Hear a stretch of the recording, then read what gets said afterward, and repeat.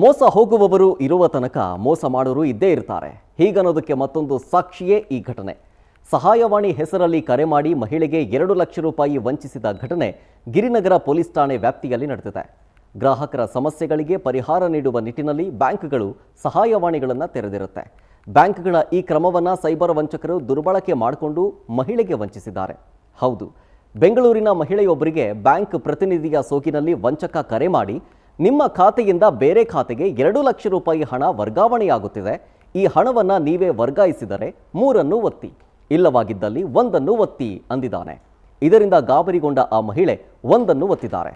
ಬಳಿಕ ವಂಚಕ ನಿಮ್ಮ ಬ್ಯಾಂಕ್ ಮ್ಯಾನೇಜರನ್ನು ಸಂಪರ್ಕಿಸಿ ಅಂತ ಕರೆ ಕಟ್ ಮಾಡಿದ್ದಾನೆ. ಅನುಮಾನಗೊಂಡ ಆ ಮಹಿಳೆ ಬ್ಯಾಂಕ್ಗೆ ಹೋಗಿ ವಿಚಾರಿಸಿದಾಗ ಖಾತೆಯಲ್ಲಿದ್ದ 2 ಲಕ್ಷ ರೂಪಾಯಿ ಹಣ ಮಂಗಮಾಯವಾಗಿತ್ತು.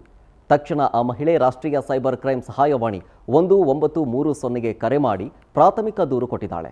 ಗಿರಿನಗರ ಪೊಲೀಸ್ ಠಾಣೆಯಲ್ಲಿ ಈ ಪ್ರಕರಣ ದಾಖಲಾಗಿದೆ. ಅದಕ್ಕೆ ಹೇಳೋದು, ಬ್ಯಾಂಕು ಮತ್ತು ಹಣದ ವಿಚಾರದಲ್ಲಿ ಗಾಬರಿಗೆ ಒಳಗಾಗಿ ಅವಾಂತರ ಮಾಡಿಕೊಳ್ಬೇಡಿ. ಯಾವುದೇ ಗೊಂದಲವಿದ್ರೂ ನಿರ್ಧಾರವನ್ನು ತೆಗೆದುಕೊಳ್ಳೋದಕ್ಕೂ ಮುನ್ನ ನೇರವಾಗಿ ಬ್ಯಾಂಕಿಗೆ ಹೋಗಿ ವಿಚಾರಿಸಿಕೊಳ್ಳಿ.